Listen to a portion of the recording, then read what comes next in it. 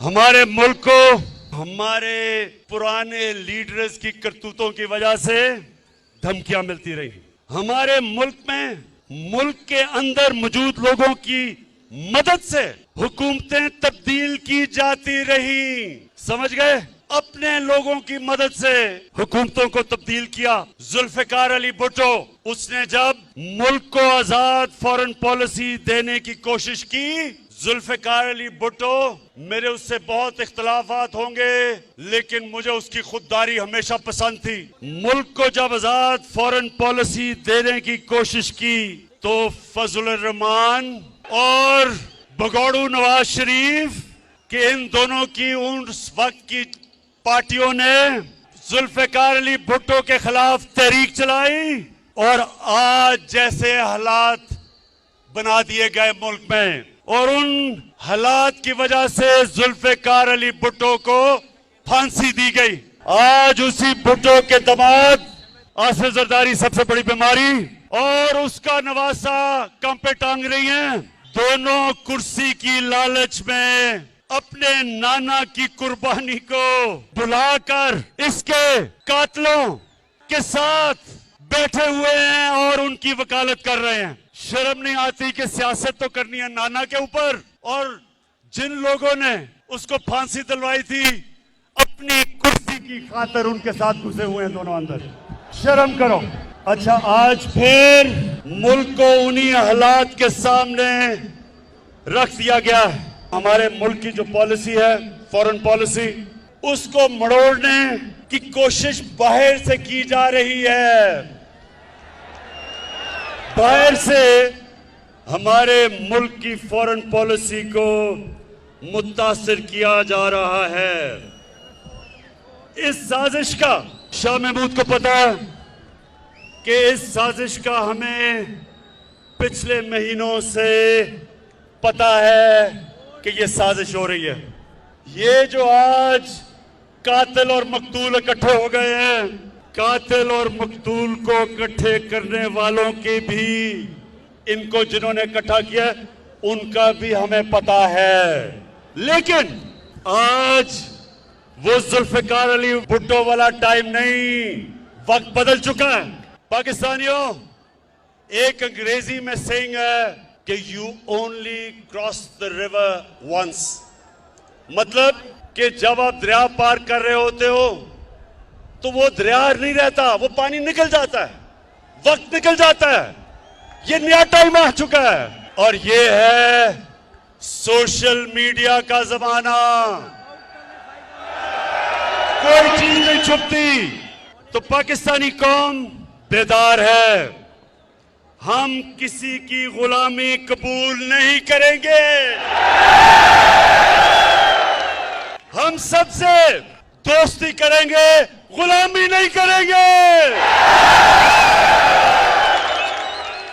हमारे मुल्क में बाहर से पैसे की मदद से हुकूमत तब्दील करने की कोशिश की जा रही है। पैसा बाहर से है, लोग हमारे इस्तेमाल हो रहे हैं, ज्यादातर अनजाने में, लेकिन कुछ जानबूझ के ये पैसा इस्तेमाल कर रहे हैं हमारे खिलाफ। पाकिस्तानी कौम ने ये फैसला करना है कि वो बाहर के अरबों रुपए लेके हुकूमत के खिलाफ साजिश करने वाले गुलामों को कामयाब होने देंगे।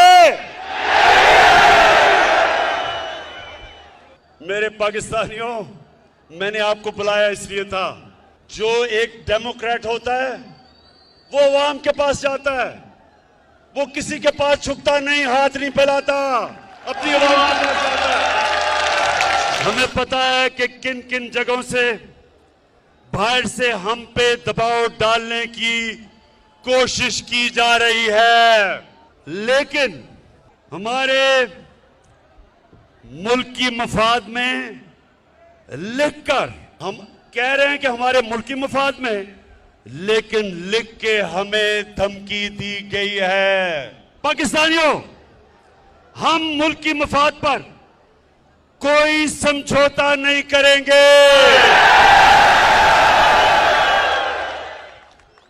मैं आज कौम के सामने पाकिस्तान की आजादी का मुकदमा रख रहा हूं।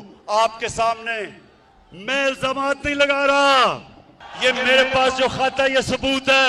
और मैं आज ये सबके सामने कहना चाहता हूं कि कोई भी शक कर रहे ना इस मेरे खत के ऊपर, मैं उनको दावत दूंगा।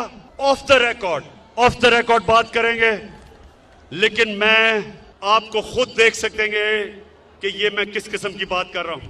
अपनी कौम और मीडिया को ये सोचने, हम सबको हमने ये सोचना है कि हम कब तक ऐसे रहना चाहते हैं। मैं अपनी कौम को भी कह रहा हूं, अपने मीडिया को भी कह रहा हूं कि हम कितनी देर इस तरह गुजारा करेंगे। धमकियां मिल रही हैं। मैं फिर से कह रहा हूं, आज सबके सामने आज दिल खोल के बात कर रहा हूं। बैरूनी साजिश की ऐसी बहुत सी बातें हैं जो मुनासिब वक्त पर और बहुत जल्द सामने लाई जाएंगी। तैयार है ना सब? मेरी कौम ये जानना चाहती है कि लंदन में बैठा हुआ किस किस से मिलता है।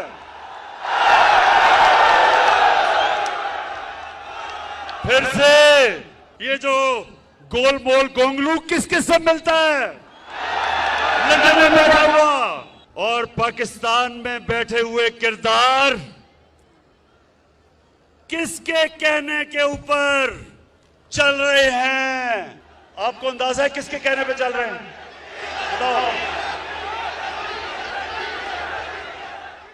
हमारे पास जो सबूत है, हर चीज को मैं जाहिर कर रहा हूं। जो हमारे पास सबूत है, मैं ये इसलिए आपके सामने बातें कर रहा हूं। इससे ज्यादा मैं तफसील में इसलिए बात नहीं कर रहा क्योंकि मेरी सबसे बड़ी कोशिश होती है कि मेरे मुल्क के मफादात की हिफाजत की जाए। मैं कोई ऐसी बात ना कर दूं कि मेरे मुल्क को नुकसान पहुंचे।